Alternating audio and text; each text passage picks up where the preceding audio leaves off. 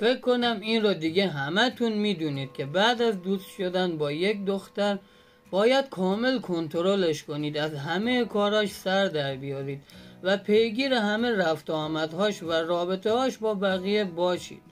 به نظرتون درسته رفقا؟ معلومه که نه. این چیزایی که تا الان گوش کردید 100% غلطه و دقیقا نکته مخالف اون چیزی است که توی این ویدیو میخوام بهتون بگم. لایک و بکوب بریم سراغ آموزش امروزمون.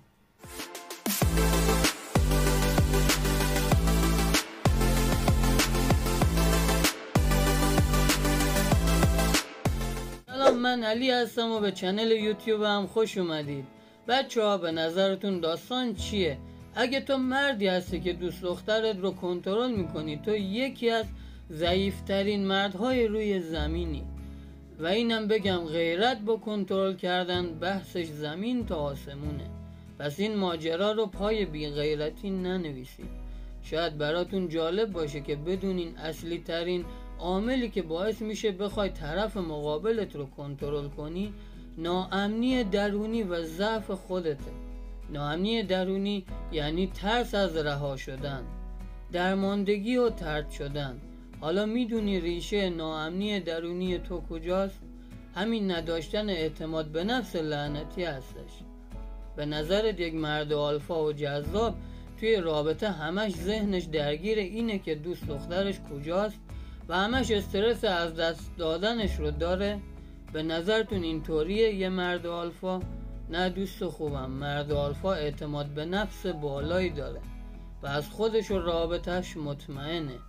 فکر این که دوست دخترش بخواد برای یک مرد دیگه اونو رها کنه اصلا به ذهنش راه پیدا نمیکنه و با خودش میگه اگه اون 1% بخواد من رو برای یکی دیگه ترک کنه قطعا لیاقت من رو نداشته و بهتر که نباشه.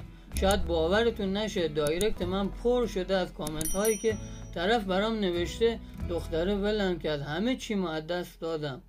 رفیق، چرا ذهنت رو خراب میکنی؟ مگه تو مشکلی داشتی؟ مگه آدما میتونن بی نقص باشن؟ هر کی برای خودش مشکل فراوون داره. دختره ولت کرد چون لیاقتت رو نداشت. از کجا میدونی اگه اینجا ولت نمیکرد پس فردا که باهاش رفتی زیر یه صف اونجا ولت میکرد؟ واقعا بعضی از حرفا گفتنش سخته برام. طبق آماری که مطالعه کردم چند روز پیش نوشته بود بیشترین دلیلی که دخترها به خاطرش با پسرها کات میکنن همین تمایل به کنترل کردنه که توی اکثر مردها و خانمهای جامعه متاسفانه دیده میشه. یه دختر لول بالا دوست نداره با یه مرد ترسو و بی‌اعتماد به نفس توی رابطه باشه و زندگیش رو برای حس کنترل اون فرد و نداشتن امنیت درونیش محدود کنه. عشقای داداش، اگه تا الان ویدیو رو لایک نکردین لایک ویدیو رو برام سفیدش کن تا بگم راه حل این موضوع چیه.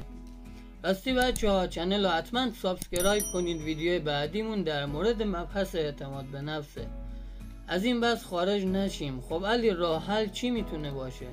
راه حلتون فقط یک چیز رفقا، باید لول آپ بشی رفیق. یعنی سطح تو ارتقا بدی. نباید دختر رو کنترل کنی و واسه این که حس کنترل کردن رو توی خودت نابود کنی باید بتونی ذهنیت یک مرد آلفا رو یاد بگیری و روی خودت تمرین کنی و به مردی تبدیل بشی که اعتماد به نفس و رضایت درونی کافی رو داره. رفیق، دانش لازم برای تبدیل شدن به یک مرد آلفا رو یاد بگیر و اعتماد به نفست رو بالا ببر.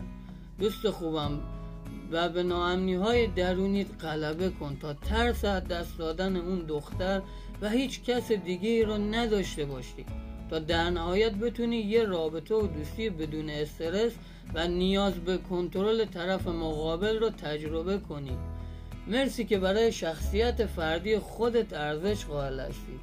این ویدیو هم به آخر رسید ولی کارمون حالا ادامه داره. از دوستانی که کامنت میذارن حمایت میکنن یه دنیا ممنونم. دوستتون دارم. براتون بهترین ها رو از خدا آرزومندم. مراقب قلب های مهربونتون باشید.